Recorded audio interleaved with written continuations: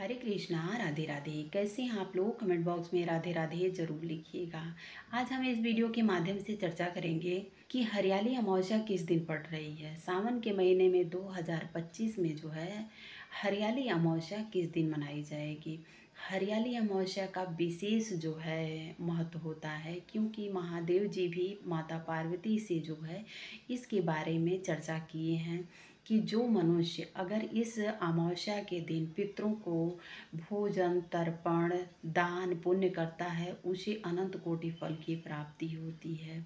अमावस्या के दिन जो है अगर हो सके तो आप किसी नदी में, सरोवर में, तालाब में अगर आप जो है दीप प्रज्वलित करते हैं तो हमारे पितृ जो है इससे बेहद प्रसन्न होते हैं।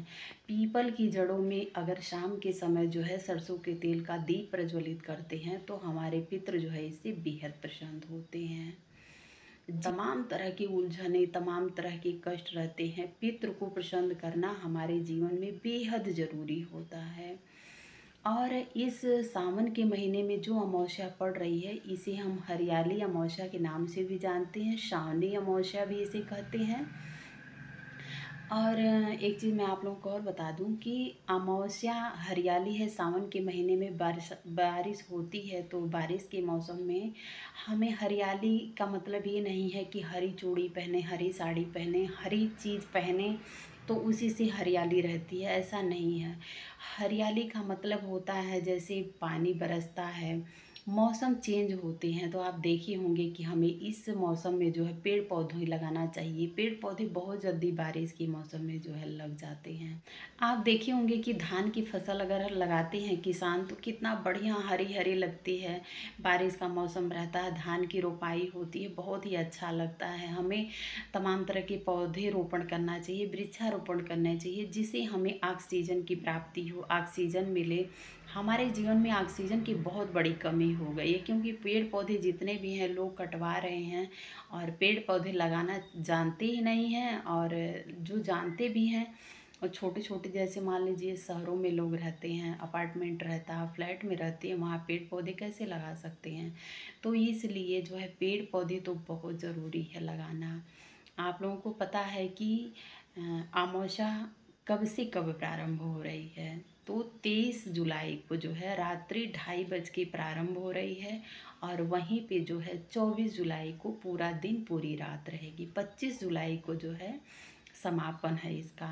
आज है 23 जुलाई। 23 जुलाई दिन बुधवार को मासिक शिवरात्रि, इसे सावन की शिवरात्रि भी कहते हैं। मासिक शिवरात्रि का जो लोग अभिषेक करना चाहते हैं वो लोग अभिषेक भी कर सकते हैं। व्रत रखें, पूजन करें। बहुत ही विधिवत महादेव जी का पूजन जो है मासिक शिवरात्रि के दिन किया जाता है। आप लोगों को बता दूं कि पूरे बरस अगर आप सोमवार का व्रत रखते हैं और एक महाशिवरात्रि का आप व्रत रखते हैं तो पूरे सावन के सोमवार का फल जितना आपको मिलता है उतना एक महाशिवरात्रि का फल आपको मिलता है।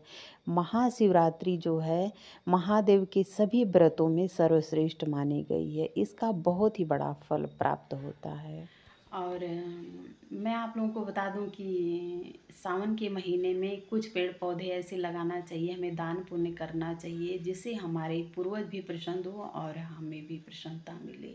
बाबा भोलेनाथ की असीम कृपा पाना चाहते हैं तो सावन का महीना हर एक दिन खास होता है।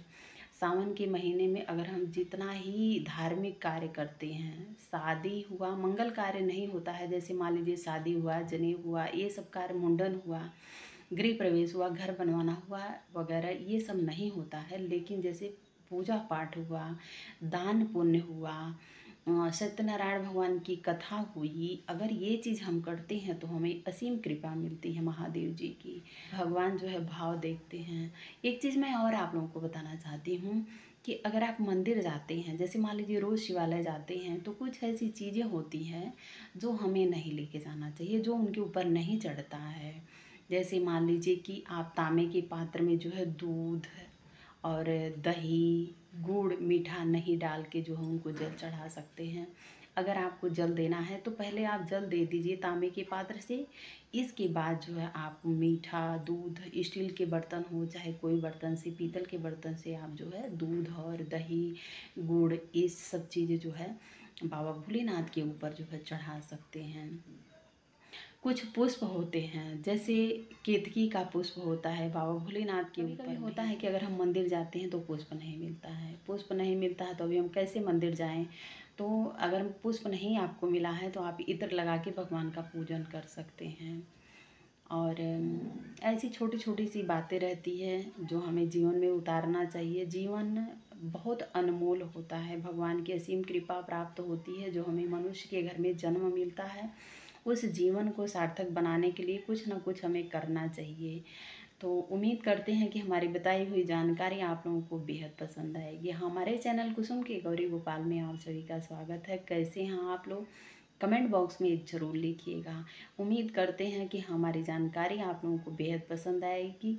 अगर हमारी छोटी सी जानकारी आप लोगों को पसंद आए तो हमारे चैनल को लाइक करें, शेयर करें, सब्सक्राइब करें, बेल आइकन की प्रेस को ज़रूर टच करें, ताकि जो भी मैं पूजा के निमित्त, व्रत त्यौहार के निमित्त जो भी छोटी छोटी जानकारी प्राप्त करती हूँ आप लोगों तक शेयर करती हूँ। उम्मीद करती हूँ कि आप लोगों को बेहद पसंद आएगी। हमारे चैनल को सपोर्ट करें। राधे राधे, मिलते हैं नेक्स्ट वीडियो।